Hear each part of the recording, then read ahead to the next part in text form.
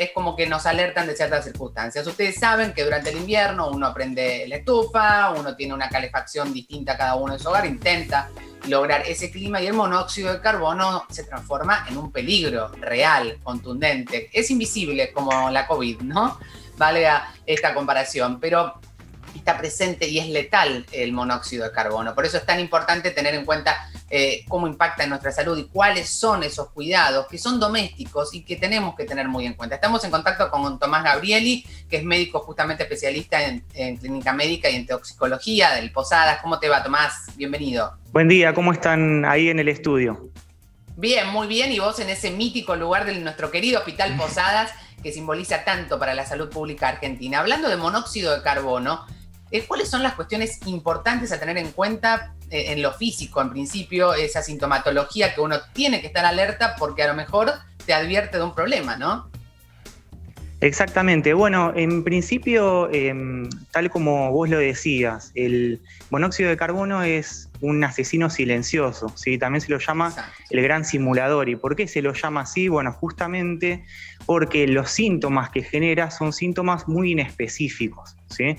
Dentro de los síntomas que produce están las cefaleas, es decir, el dolor de cabeza, las náuseas y los vómitos y la debilidad en las piernas. ¿Sí? Esa es lo que llama la tríada característica y lo más habitual que nosotros vemos.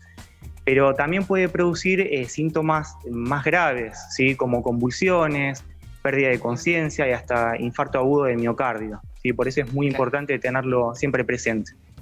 Sí, tener presente la seguridad en los artefactos domésticos que tienen gas, de tener siempre una ventilación abierta, eso siempre es muy importante. Tenemos preguntas para compartir con vos, Tomás, de nuestros televidentes. Vamos con la primera pregunta, a ver cuál es. Intentamos siempre vehiculizar esas consultas a través de nuestra línea directa de WhatsApp, que es lo más importante para poder encontrar respuestas confiables. Candela de Moreno dice: ¿cómo me doy cuenta que una estufa me está dando mal, o me está haciendo mal, o están dando mal? Entiendo que dice acá, están dando mal.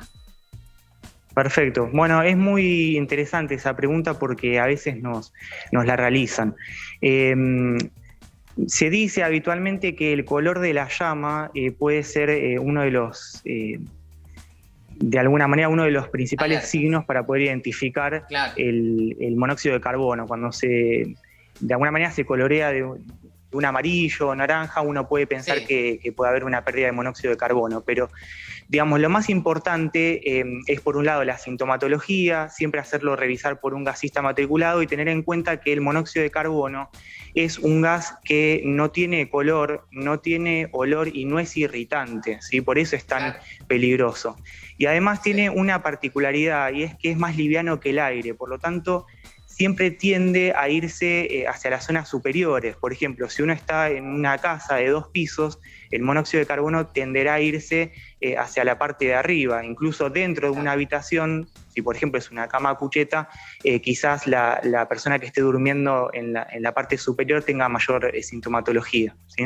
Bien, clarísimo. Próxima pregunta. Carla de Escobar dice: mi llama es azul, pero sobre la parte superior tiene un poco de naranja. ¿Me tengo que preocupar? Bueno, lo que decías recién. Es lo de recién, siempre hacer revisar todo por un gasista matriculado, eso es fundamental, ¿sí? No por cualquier persona, sino que esté matriculado.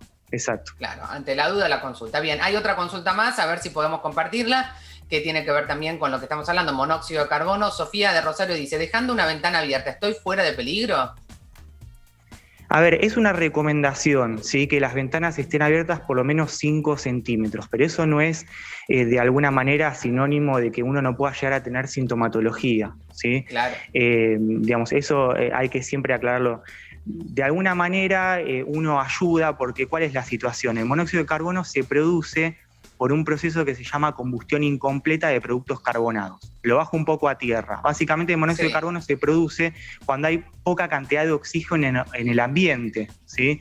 Y nosotros estamos con con una estufa, con un brasero, ¿sí? Con una salamandra, o incluso cuando encendemos el auto adentro del garage, ¿sí? Que es algo también habitual, o en los incendios, ¿sí? Hemos tenido casos incluso de múltiples víctimas, ya sea por incendios o por grupos electrógenos también, ¿sí? Hubo un caso muy conocido en en Moreno hace unos años, donde más de 20 personas se intoxicaron por encender el grupo electrógeno dentro de un sitio cerrado, ¿sí? Entonces, el tema de la ventana es muy importante, pero bueno, no quiere decir que uno no se pueda intoxicar, ¿sí? Lo mismo vale para las estufas. Pero te ayuda a que por ahí tengas la chance de reaccionar, que es lo importante, ¿no? Tener el tiempo. Bueno, Tomás, un abrazo para vos, muchas gracias, y para todos tus compañeros del Posadas, que siempre valoramos tantísimo su trabajo cotidiano en la primera línea de acción. Chau, hasta luego. Por favor, muchas gracias por la difusión. Hasta luego. No, gracias a ustedes. Y con Tomás, Gabriel, hablando de monóxido de carbono, fíjense, contrólenlo, nos vamos despidiendo. Recuerden que lo individual suma, pero es lo colectivo lo que definitivamente nos va a permitir transformar la realidad. Así que, por favor, cuídense. Mañana a las 9 nos volvemos a encontrar aquí en nuestra querida pantalla de la televisión pública argentina. Chao.